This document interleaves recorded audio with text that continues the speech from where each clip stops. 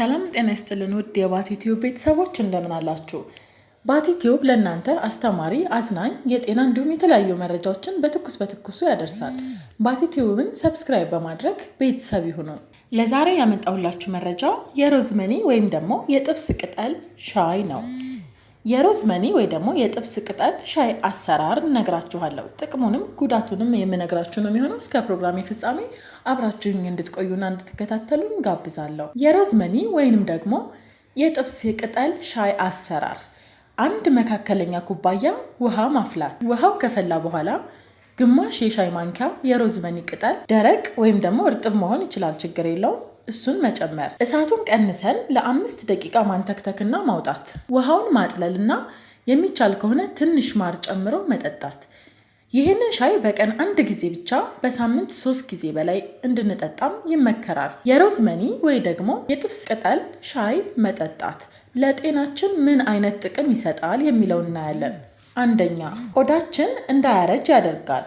በሮዝመኒ ሻይ ውስጥ የሚገኙ ቆዳችን እንዳይሸበሸብ ያደርጋሉ። በብጉር እና በፀሐይ ምክንያት ቆዳችን ላይ የሚፈጠሩ ጥቋቁር ምልክቶች እንዲጠፉና ፊታችን ጥርት እንዲልም ይረዳናል። ሁለተኛ፣ የማስታወስ ችሎታን ያሳድጋል።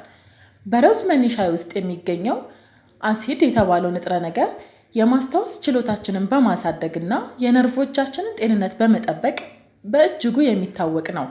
እድሜያችን እየጨመረ በሄደ ቁጥር ከመርሳት ጋር ተያይዞ የሚመጣውንም በሽታ ለመከላከል የሮዝመኒ ሻይ እጅግ በጣም ጠቃሚ ነው። ሶስተኛ፣ ካንሰርን ለመከላከል ይጠቅማል። በሮዝመኒ ሻይ ውስጥ የሚገኙ ሮዝማሪክ እና ካፊክ አሲዶች ካንሰርን ለመከላከል በእጅጉ ይጠቅማሉ። በተለይ ደግሞ ለትልቁ አንጀት ካንሰር፣ ለጡት ካንሰር እና ለደም ካንሰር መድኃኒት ሊሆን እንደሚችል የሚጠቁሙ ጥናቶች ብቅ እያሉ ነው። አራተኛ፣ የምግብ መፈጨትን ያፋጥናል።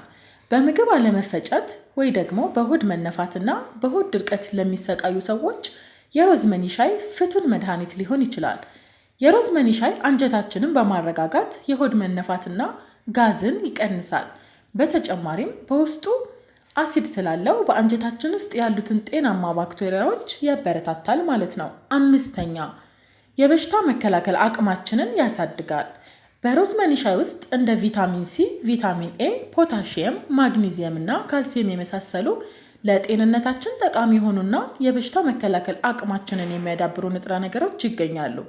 በተለይ ደግሞ ቫይታሚን ሲ የበሽታ መከላከል አቅማችንን ከማሳደጉም በላይ በባክቴሪያና በቫይረስ የሚመጡ በሽታዎችን በእጅጉ ይከላከልልናል። ስድስተኛ፣ የአይንን ጤና ይጠብቃል። በሳንፈርድ እና በርሃም የምርምር ተቋሞች በተደረገ አንድ ጥናት እንዳሳየው ከሆነ በሮዝመኒ ሻይ ውስጥ ያለው አሲድ የተባለ ንጥረ ነገር የአይናችን ጤና ይጠብቃል። እንዲሁም ከእድሜ ጋር የሚመጣውን የአይን እይታ መቀነስ እንዲስተካከልም ያደርጋል። ሰባተኛ፣ የሰውነት መቆጣትን ይቀንሳል። የሮዝመኒ ሻይ አንታይ ኢንፍላማቶሪ ነው። ማለትም በሰውነታችን ውስጥ የሚነሱ መቆጣቶችን፣ ህመሞችን ያስታግሳል።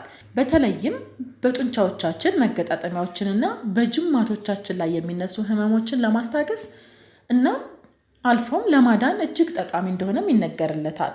ስምንተኛ፣ የአፋችንን ጠረን ጥሩ ያደርግልናል። በአፋችን ውስጥ ባሉ ባክቴሪያዎች ምክንያት የአፋችን ጠረን መጥፎ ሊሆን ይችላል። የሮዝመኒ ሻይ መጠጣት ግን እነዚህን ባክቴሪያዎች ከአፋችን ውስጥ ያጠፋል። ስለዚህ የአፋችንን ጠረንና አፋችንን ጤና ያስተካክልልናል ማለት ነው። ዘጠነኛ፣ የስኳር መጠናችንን ያስተካክላል። የሮዝመኒ ሻይ ውስጥ ካምፊን፣ ካርሶል እና ሉቲሲን የተባሉ ንጥረ ነገሮች ይገኛሉ። እነዚህ ንጥረ ነገሮች የልባችንን ጤና ከመጠበቅ ባሻገር በሰውነታችን ውስጥ ያለውን የስኳር መጠን ያስተካክላሉ። በተጨማሪም የደም ግፊታችን እንዲስተካከል ያደርጋል ማለት ነው። እንግዲህ የሮዝመኒ ሻይ ወይ ደግሞ የጥብስ ቅጠል ሻይ መጠጣት እነዚህን ከላይ የጠቀስኩላችሁን ነገሮች ሁሉ የእነዚህን ጥቅም ሊያገኙ ይችላሉ ማለት ነው። አሁን ደግሞ ወደ ጉዳቱ አልፋለሁ ወይም ደግሞ ጉዳቱን እነግራችኋለሁ። የሮዝመኒ የጎንዮሽ ጉዳት፣ አንዳንድ ሰዎች ለሮዝመኒ አለርጂክ ሊሆኑ ስለሚችሉ በእጅጉ መጠንቀቅ ያስፈልጋል። እንደ አስፕሪን ላሉ መድኃኒቶች አለርጂክ የሆነ ሰው ለሮዝመኒም አለርጂ ሊሆን ይችላል። የደም ግፊት መድኃኒቶችን፣ የደም ማቅጠኛ መድኃኒቶችን ወይም ደግሞ የስኳር ህመም መድኃኒቶችና የልብ ህመም መድኃኒቶችን የሚወስዱ ከሆነ የሮዝመኒ ሻይ ከመጠጣቱ በፊት ሐኪም ማማከር ይኖርቦታል። የሮዝመኒ ሻይ ለእርጉዝ ሴቶችና ለሚያጠቡ ፍጹም እጅግ የተከለከለ ነው። የሮዝመኒ ሻይ የሚጥል በሽታ ላለባቸውም ሰዎች አይመከርም። የነርቭ ወይም ደግሞ የአይምሮ መድኃኒቶችን የሚወስዱ ከሆነ የሮዝመኒ ሻይ ከመጠጣቱ በፊት ሐኪም ማማከር ይኖርቦታል ማለት ነው። ክቡራን አድማጮቼ ለዛሬ ለእናንተ ይጠቅማል፣ ያስተምራል፣ መረጃ ይሰጣል ብዬ ያመጣሁላችሁ የጤና መረጃ ይህንን ይመስል ነበር።